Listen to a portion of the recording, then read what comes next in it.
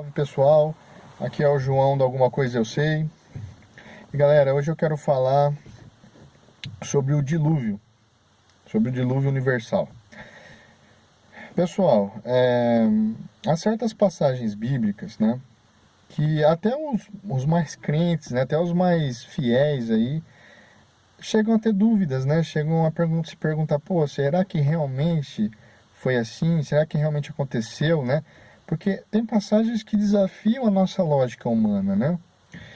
Mas hoje eu quero falar sobre o dilúvio e assegurar para vocês que sim, o dilúvio aconteceu, tá? Ele não é um mito, tá? E eu vou tentar explicar para vocês, dar uma introdução a esse assunto para vocês entenderem, tá?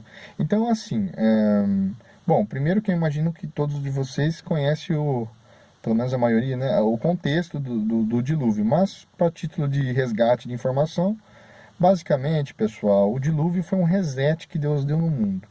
Vocês têm que entender que naquele período pré-diluviano estava acontecendo pecados oriundos de todos os tipos, das maiores atrocidades que já se viu nesse mundo. Tá muito pior que hoje, nos dias de hoje. Então, bom, só que é o seguinte, bom, não sei se pior, mas vamos dizer assim que a ponto de Deus chegar a dar aquela triste, né, mensagem de que ele se arrependeu de ter criado o mundo.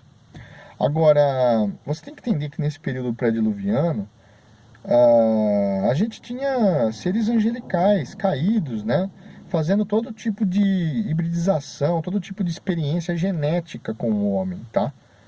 Você acredite ou não, a Bíblia e inclusive relatos extra-bíblicos corroboram para isso. O livro de Enoque, enfim, a própria questão do estudo ufológico, né, estudo de ufologia dos extraterrestres, você chega nessa conclusão fácil. Narrativas também de outras religiões, outras culturas, tudo aponta para isso. Então, esse período pré-diluviano foi praticamente um laboratório aqui na Terra para esses seres aí que corromperam a criação, né? E aí chegou um momento que Deus resolveu acionar o botão aí das águas e acabar com esse mundo na água e resgatando só a família de Noé, né? Não, talvez alguns gigantes sobreviveram, né? Porque você sabe, nessa época pré-diluviana tínhamos gigantes aqui na Terra, né? Produto dessas manipulações genéticas desses seres aí, que outrora se passaram como os nossos deuses, né? Que nada mais são do que essa terça parte dos seres angelicais caídos, tá? A coisa é complexa porque tem várias hierarquias entre eles, né? Então, em Gênesis 6 deixa claro isso, né? Quando os filhos de Deus conheceram as filhas dos homens, e no caso aí, os filhos de Deus são os Bena Elohim, né? Você tem que também procurar saber da questão, as escrituras na sua linguagem original, né? Hebraico, aramaico, né? E você vê certos termos aí. Então trata como os Benai Elohim, esses seres aí que copularam com as mulheres e gerou essa raça híbrida chamada Nefilim, né? Inclusive eu vou falar bastante aqui no canal sobre isso, tá? Mas o foco agora é sobre o dilúvio. Então Deus mandou o dilúvio por essas razões. E aí eu quero te mostrar algumas inferências, inclusive científicas, que vão no encontro de um grande dilúvio. Bom, antes de mais nada, primeiro que não é só a Bíblia que fala do dilúvio, nós temos diversas culturas falando de um mesmo evento, tá? Diversos, inclusive anterior à própria Bíblia, tá?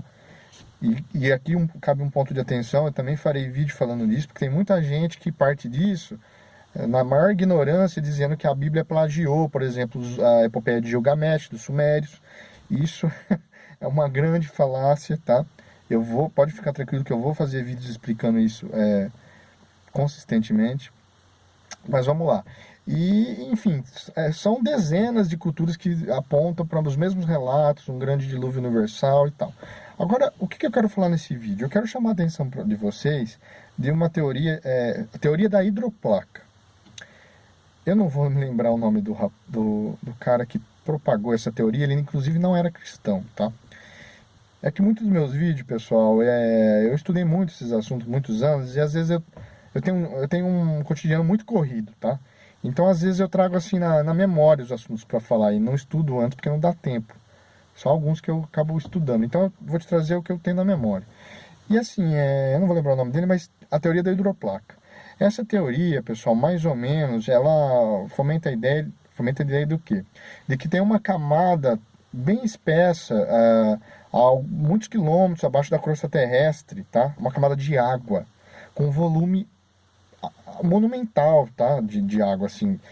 Há indícios de que chega a ser acho que 3 vezes o volume das águas da superfície da Terra, dos oceanos, tá? Eu não vou me lembrar se é esse número, mas era um número colossal, assim. E, inclusive, acho que na Suíça e também não vou me lembrar qual é o outro país, cientistas recentemente, né, furaram aí a crosta terrestre e encontraram abaixo de 12 quilômetros, tá, da crosta uma camada de quilométrica, tá, de um filete d'água, filete entre aspas, né? Vocês estão entendendo o que eu estou querendo dizer? Agora entenda, a água, isso foi um achado científico que o pessoal ficou abismado. Por quê? A água, pessoal, qual que é a tendência, né, conforme a gente vai se aprofundando na crosta terrestre? Corpos mais densos se situarem embaixo. E a água é menos densa que qualquer tipo de rocha, né? Então, a água nessa situação, ela fica confinada sob pressão, pessoal. De maneira que se tiver alguma ruptura, isso daí vai voar, assim, quilometricamente para cima, né? Por conta da pressão que essa água está confinada. Então, teve achados científicos disso. Eu vou deixar aqui na descrição alguns links para vocês pesquisarem aí, tá bom? Então, pessoal, o que acontece? Esses achados, essas descobertas, elas casam com a teoria da hidroplaca. Por quê? A teoria da hidroplaca, ela preconiza que em algum momento rachou as zonas de subducção, né? Teve certos alinhamentos que foram cedendo e essa água saiu, né? Com uma pressão enorme em vários pontos aí específicos do planeta. E essa água jorrou para cima. Tá? Essa água jorrou para cima.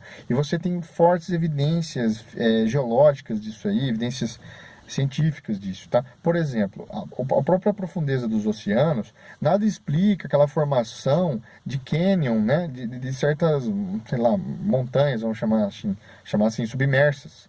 Por quê? Porque ali a água no oceano, ela não é torrencial, né?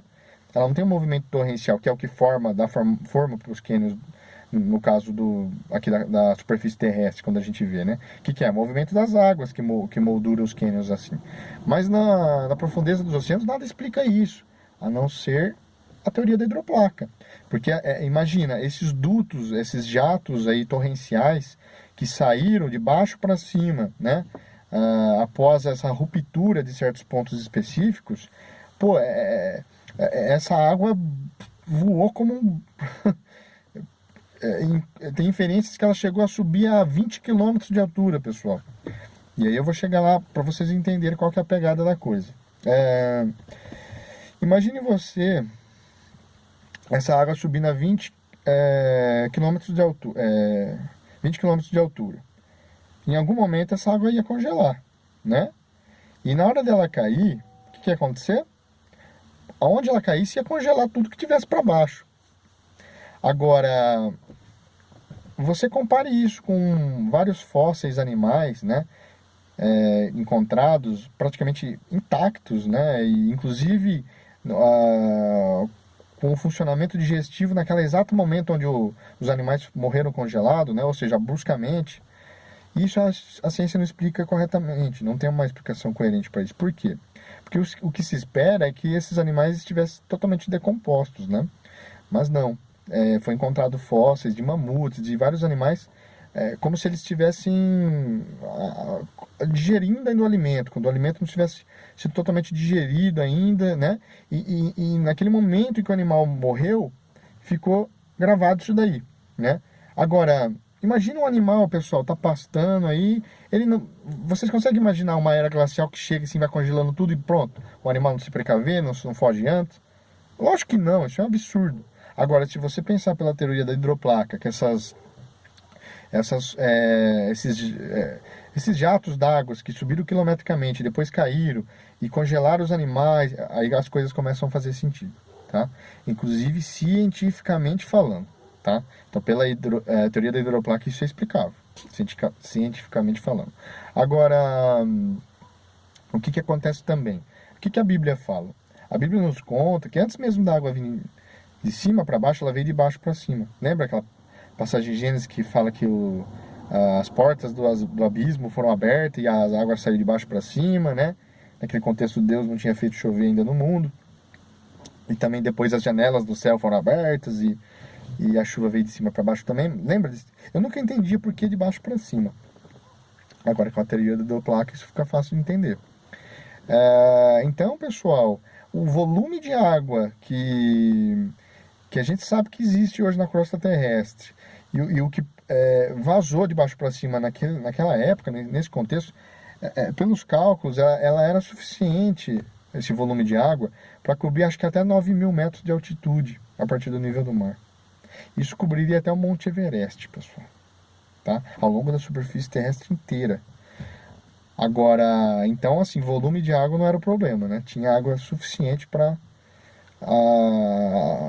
de fato, né, as águas ficarem num nível tal onde corroborassem com a narrativa bíblica de que a Arca de Noé parou ali, provavelmente no Monte Ararat, né? E o Monte Ararat, se não me engano, tem uns 4.000 metros de altitude. E foi lá que a Arca parou. A teoria da hidroplaca, inclusive, explica a questão da Pangeia, tá? Porque a pressão era tanta que fez separar, né, os continentes. Então, naquele momento que Noé jogou lá o corvo, depois acho que a ave lá e ele viu terra firme, provavelmente ele foi a primeira pessoa que viu os continentes separados. Porque antigamente era uma coisa só. É ali que entra a questão da Pangeia, tá? Então a explicação para isso, para mim, está mais do que claro que a teoria da hidroplaca explica bem tudo isso e que corrobora com a narrativa bíblica. Então, assim, os cientistas eles têm um pouco de medo, né, de entrar na barriga da fera, né? Porque isso implicaria em eles descartar muito das suas constatações, né? Agora, note também, pessoal, que a questão lá do Monte Ararat, ele fica entre a Turquia, entre a região da Chechênia, né? O Cáucaso, né? O Império Cáucaso. Então, assim, da onde veio os judeus cazares, né? Que são, na verdade, judeus entre aspas, né? São os sionistas de hoje. Então, inclusive o povo da Chechênia é conhecido como povo de Noé. Esse é um país que não é muito, muito não, quase nada se sabe a respeito. Então veja só como que as coisas são, né? A Bíblia, ela é verdadeira, pessoal. A Bíblia é a narrativa que corresponde à realidade. Embora tenha relatos do dilúvio universal anteriores ao próprio Gênesis bíblico, mas é aquela questão do telefone sem fio. Deus resolveu revelar ao homem depois. Só que ele resolveu revelar ao homem e revelou a narrativa correta das coisas, o que de fato aconteceu, tá? E não aquela questão do telefone sem fio que os primeiros povos iam passando um para o outro, né? Tais como os sumérios, de Eridu e afins, né? E aí você tem também a questão dos anjos caídos influenciando, né? Satanás se baseando num sistema de crenças pautado na mitologia, para desvirtuar os caminhos da verdade, que o homem teria pleno acesso se ficasse nas leis de Deus, né? Então, assim, tem todas essas nuances, pessoal. Um ateu não vai entender isso, um ateu vai tirar sarro. Ignorantes tirarão sarro antes mesmo de saírem pesquisando, tá? Mas, se quiserem debater, aí eu trago todas as provas possíveis e vocês me convencem do contrário. Boa sorte. Porque realmente, olha, e aqui eu vou deixar para vocês terem mais convicção ainda, pessoas que vão explicar muito melhor do que eu, claro. Adalto Lourenço, por exemplo, suas palestras, tá? O cara é fenomenal, tá, o Adalto Lourenço. E ele vai explicar bem essa questão da teoria da hidroplaca, tá?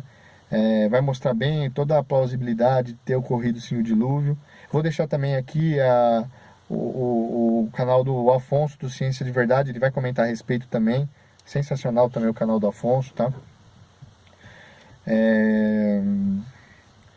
E se eu lembrar mais algum outro vídeo aqui, eu deixo aqui para vocês checarem a informação.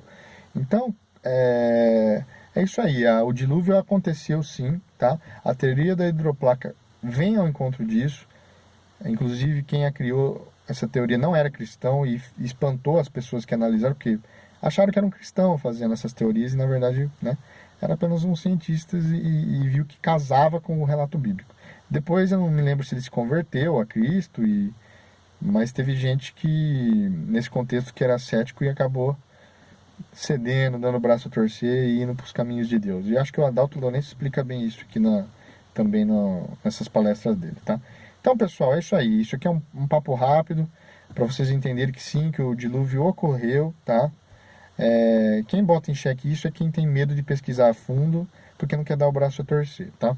Porque isso implicaria em reformular muitas dessas narrativas ditas como oficiais, né?